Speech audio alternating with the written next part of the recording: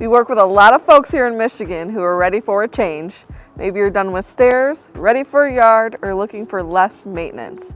And one of the biggest questions people ask is, should I go for a condo or for a house? And honestly, it depends. So today we're going to walk you through what really matters when deciding between the two, using examples from right here in Howell, but everything we're sharing applies across most of Michigan. Let's talk privacy. If you've ever lived in an apartment or a townhome, you know the drill. Shared walls mean shared sound. Maybe your neighbor got a puppy that's learning how to be alone during the day, or maybe they host dinner parties that turn into karaoke by 10 p.m. It's all fine until you're trying to fall asleep. With a house, you get the breathing room. You can play your music, run the vacuum at midnight, or let your dog out without wondering who's listening. That said, some people like the buzz of a community.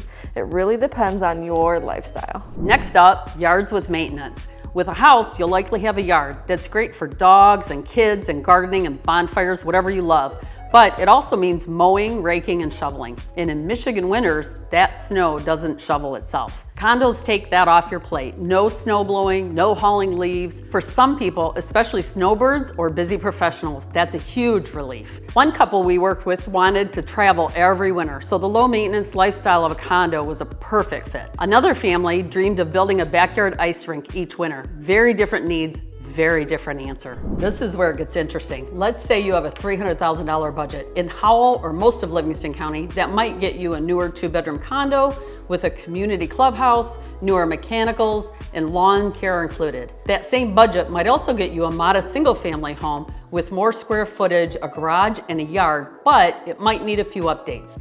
In Michigan, older homes are super common, especially in more established towns. And while they've got charm, they often need new things like new windows, updated insulation, or roof work, which adds to your cost.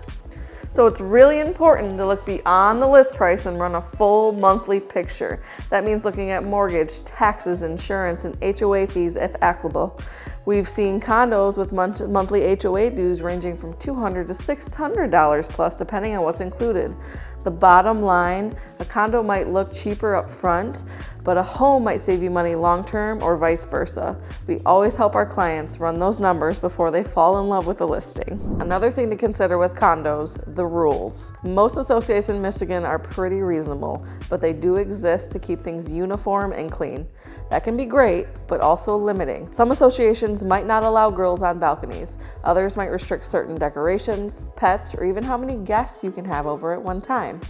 If you like to hang out your flag out front, plant wildflowers, or paint your door a fun color, that's something to check before you buy.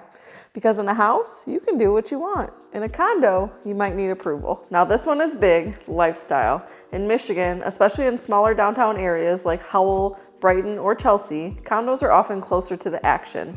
You can walk to get coffee, grab dinner downtown, and be back home in a few minutes. Homes tend to be a little further out, with more space but less traffic, but that usually means a car is required for everything.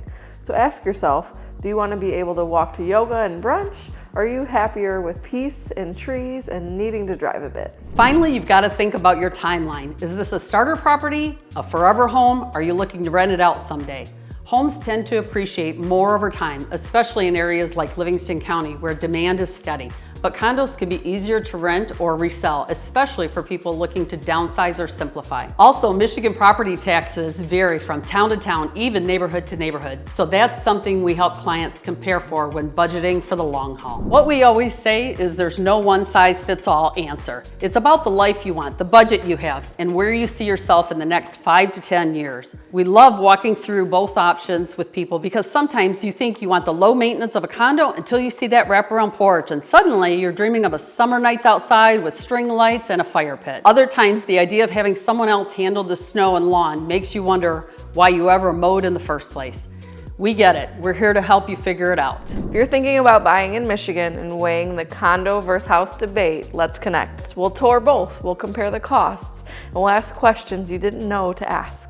And together, we'll figure out what's right for you. And if you found this helpful, make sure to subscribe. We've got more Michigan-specific home buying tips coming up that you won't want to miss. Until next time, we hope you're living your best life, one day at a time.